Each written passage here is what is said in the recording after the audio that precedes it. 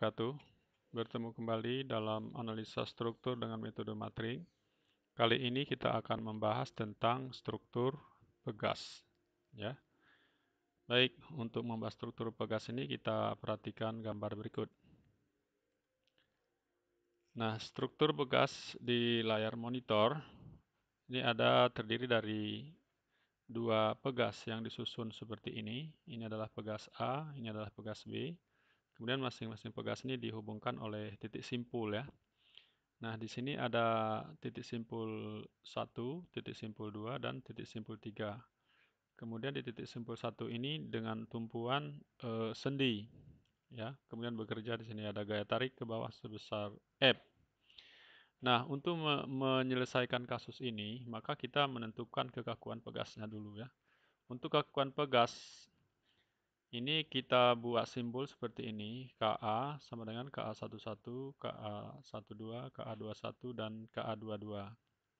Begitu juga dengan KB, KB11, KB12, KB21, dan KB22. 11 ini menunjukkan baris pertama, kolom pertama. 12 baris pertama, kolom kedua. Begitu juga dengan ini. 21 dan 2, baris kedua, kolom 1, baris kedua, kolom kedua. Jadi ini kekakuan masing-masing pegas ya. Jadi kekakuan dari individu pegas ini. Ka kekakuan pegas A, Kb adalah kekakuan pegas B. Nah, kemudian kita akan menentukan di sini matrik kekakuan struktur pegasnya. Jadi berdasarkan kasus ini bagaimana matrik kekakuan struktur pegasnya. Dan akibat gaya yang bekerja, berapakah besarnya perpindahan pada masing-masing titik simpul. Nah, ini adalah sebuah pegas atau pair. Kalau diberi gaya ke bawah, tentu titik ini akan berpindah ya ke bawah. Ini juga akan berpindah ke bawah, kecuali di tumpuan ini nggak akan berpindah karena dia diberi tumpuan sendi. Nah, dalam hal ini nanti kita buat perjanjian bahwa perpindahan arah ke bawah nanti simbolnya adalah negatif ya.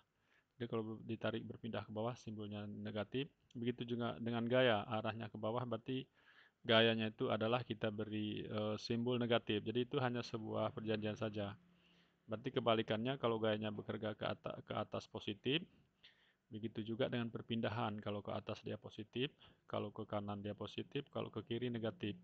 Ya sesuai dengan sumbu koordinat ya. Baik.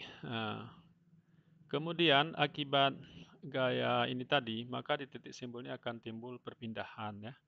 Jadi perpindahannya adalah sebesar D. Jadi D1, D2, D3 ini adalah perpindahan pada masing-masing titik simpul. D1, D2, dan di D3. Ini kalau ditarik ke bawah, titik simpulnya akan bergeser ya. Nah, untuk masing-masing titik simpul.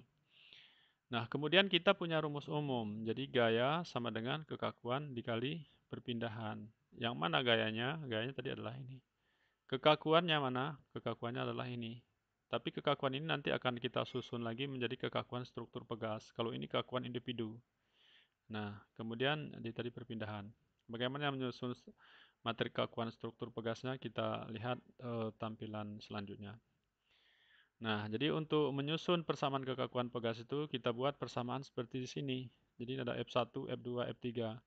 F1, F2, F3 ini adalah gaya yang bekerja di titik simpul.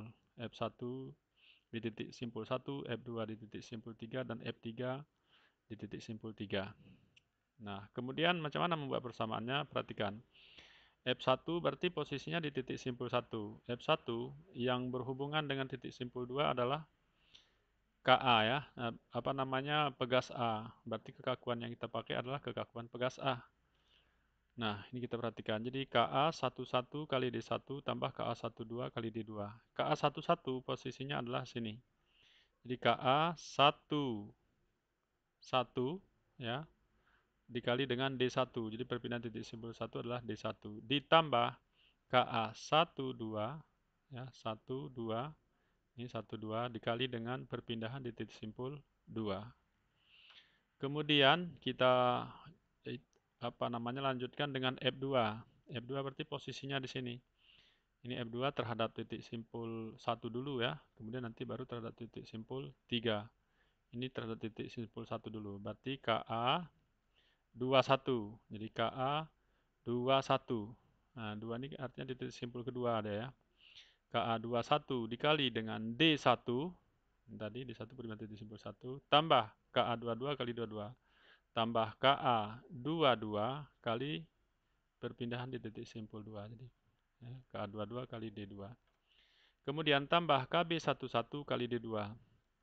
KB11 ya KB satunya di sini nih ya, 11 dikali D2 tambah KB12 titik simpul berikutnya. Jadi KB12 dikali D3.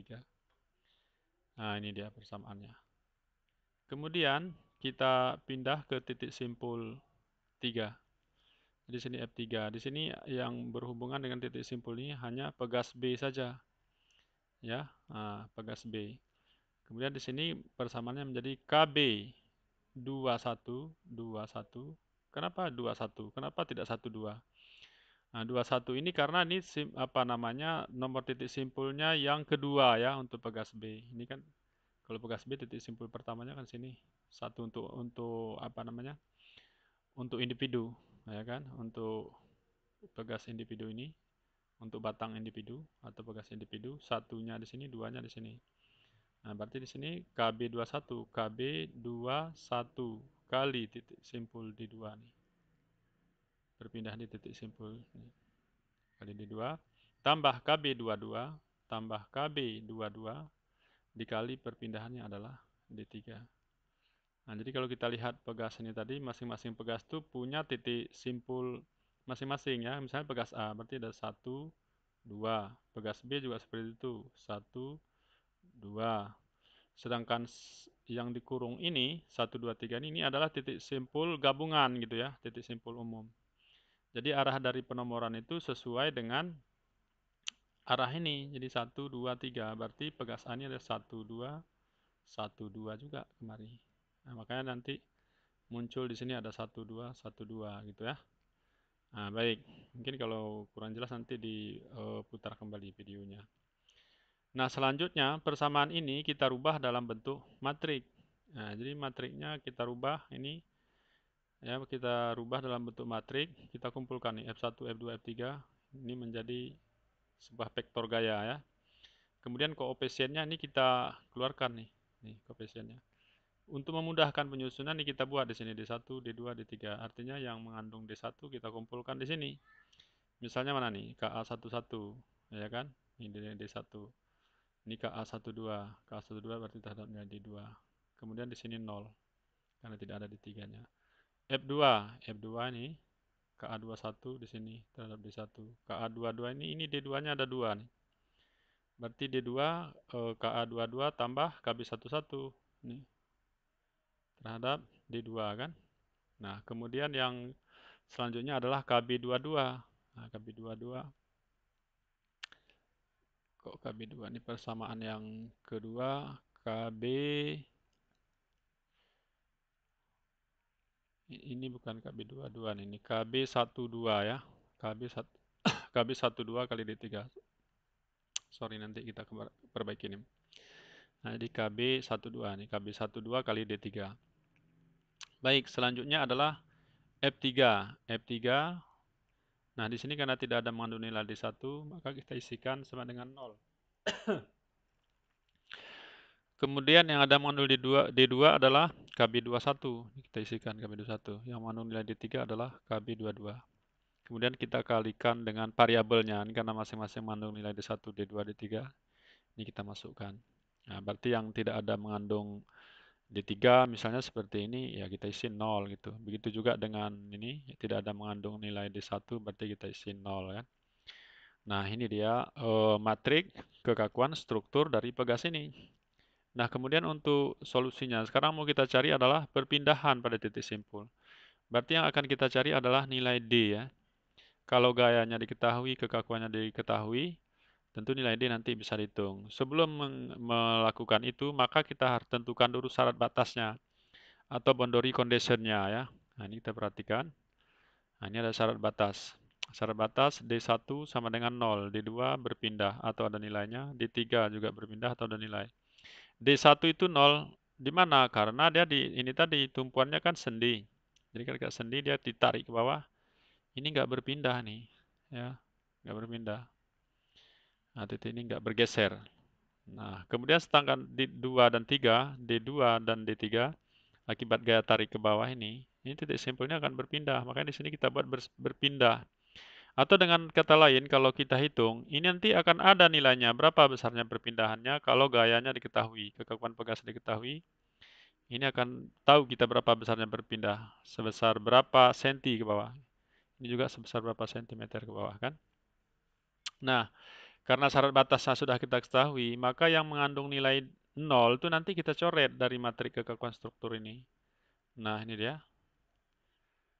Nah, jadi di sini yang mengandung nilai 0 kita coret. Ini D1 sama dengan 0. D1 berarti ini ada D1 itu berada di baris pertama. Kita coret. Kemudian ada lagi D1 tadi, kolom 1. Ini kita buang nih. Yang mengandung ini ya, karena D1 sama dengan 0 tadi nggak berpindah dia nih kita coret. Nah, sehingga matrik akhirnya adalah seperti ini. Nah, tadi posisi D2, D3 di sini ya. Nah, sekarang ini kan mau kita cari D2, D3, kita pindahkan sebelah kiri. Tentu matrik yang ini harus kita impers ya. Nah, ini tandanya impers. Jadi setelah kita coret, matrik solusinya adalah ini. D2, D3 sama dengan ini matrik sisanya ini dikalikan dengan gaya yang bekerja. Nanti tinggal kita input gayanya, misalnya nilai F ada nggak? Kalau ada masukkan nilainya. Berapa? 1000 misalnya, berarti 1000. Kalau ke bawah tadi perjanjiannya min 1000. F2 ada gaya nggak? Oh tidak ada, berarti nanti kita isikan 0. Nah ini secara teoritisnya. Selanjutnya kita lihat nih contoh soal berikut ini. Nah, ada sebuah pegas seperti di atas tadi. Ini pegas A, pegas B. Bekerja gaya 1000 kg di sini. Kemudian kekakuan pegasnya ini kita beri nilai 1000, min 1000, min 1000, 1000 untuk kekakuan pegas A.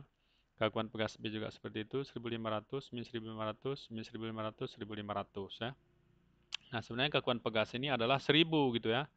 Tapi karena dibuat dalam bentuk matrik ya seperti ini. 1000, min 1000, min 1000, 1000. Jadi nilai ini selalu min. Ini juga nilainya sama karena kekakuan pegasnya seperti itu. Jadi dalam bentuk matrik dibuat ya 4 kali muncul dia meskipun kekakuannya hanya 1500.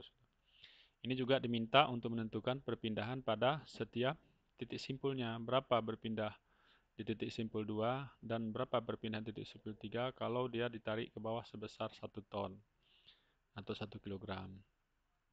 Baik, ya, jadi cara menyusun persamaannya sama seperti kasus di atas tadi. Jadi kita punya rumus umum F sama dengan K kali D ya. Jadi gaya sama dengan kekakuan kali perpindahan. Yang mana gaya? Ini dia. Kemudian kekakuan yang mana? Setelah kita rubah tadi dalam bentuk matrik, kekakuannya adalah ini. Jadi kekakuan inilah yang disebut sebagai kekakuan struktur ya. Nah, ini kekakuan struktur. Kalau ini tadi namanya kekakuan individu. Ini masing-masing KA dan KB sini kekakuan individu. Ini setelah kita gabung menjadi satu kesatuan, namanya adalah matrik kekakuan struktur pegas. Nah, ini persis sama seperti yang kita jelaskan di atas. Jadi saya nggak mendetailkan lagi di sini penjelasannya. Baik. Nah, kemudian syarat batas seperti tadi, ini D1-nya sama dengan 0, ya, karena dia tumpuan sendi, nggak berpindah.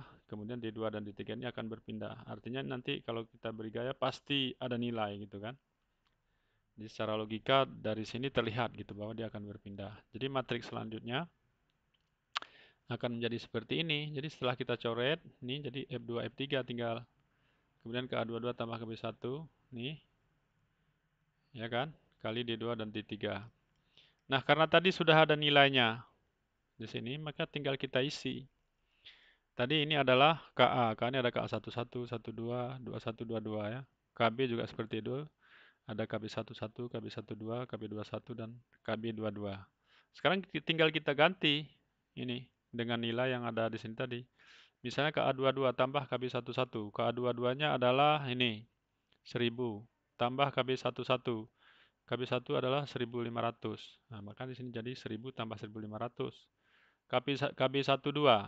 KB12 adalah ini, min 1500. Maka di sini nilainya min 1500. Kemudian KB21. KB21 adalah ini, min 1500. Makanya kita isi di sini min 1500. Kemudian di sini adalah KB22 nih. Ini ya, KB22 nilainya adalah ini, 1500. Kita bawa kemari. Nah, ini bentuknya seperti ini karena gayanya tadi diketahui, ini adalah posisi di titik simpul 3, berarti F3 yang ada nilai kan. Nah, tadi perjanjiannya kalau arahnya ke bawah kita beri tanda negatif, maka di sini jadi min 1000. Sedangkan F2-nya tuh nggak ada gaya, berarti kita isi 0. Kalau seandainya ada gaya, isi. Kalau misalnya arah ke bawah, kita isi, berarti min sekian. Kalau dia arah gayanya ke atas, berarti kita buat plus tandanya di sini. Tapi ini karena tidak ada gaya, maka kita isi aja nilainya adalah 0. Baik ya. Kemudian nanti kita jumlahkan nih 1000 tambah 1500 jadi 2500 ya, yang lain sama. Kemudian D2 ini kita geser ke sebelah kiri sehingga matrik yang ini tadi perlu diimpes ya. Diimpes kemudian 0 dan min 1000-nya pindah ke kanan. Nah, ini gunakan saja Excel untuk menghitungnya. Jadi jangan dihitung secara manual, kelamaan nanti menghitungnya kalau secara manual ya. Nah, itu dia. Jadi secara Excel seperti video sebelumnya, ini sudah kita share kepada Anda macam mana cara menghitung impes matrik dengan menggunakan Excel. Nah, jadi impes matrik dari sini dikalikan dengan perpindahannya, hasilnya adalah ini. Jadi min 1. Ya, ini kali ini juga kalian perkalikan juga dengan menggunakan Excel ya. Lihat di operasi matrik di video sebelumnya. Baik, jadi setelah dihitung hasilnya adalah min 1 cm dan min 1,67 cm untuk nilai D2 dan D3-nya. Nah, perhatikan ini. Jadi tadi ada gaya F bekerja di sini 1000. Akibat ditarik ke bawah, maka hasilnya D2 ini min 1 cm, artinya titik simpul ini bergeser ke bawah sebesar 1 cm, dan yang D3 min 1,67 ini juga bergeser ke bawah 1,67 cm. Jadi tanda min ini menunjukkan arah ya. Jadi kalau hasilnya min berarti dia bergeser ke bawah, berpindah ke bawah. Karena tadi perjanjiannya min ke bawah. Jadi dua-dua titik simpul ini berpindah ke bawah. Kecuali hasilnya positif, berarti dia akan berpindah ke atas.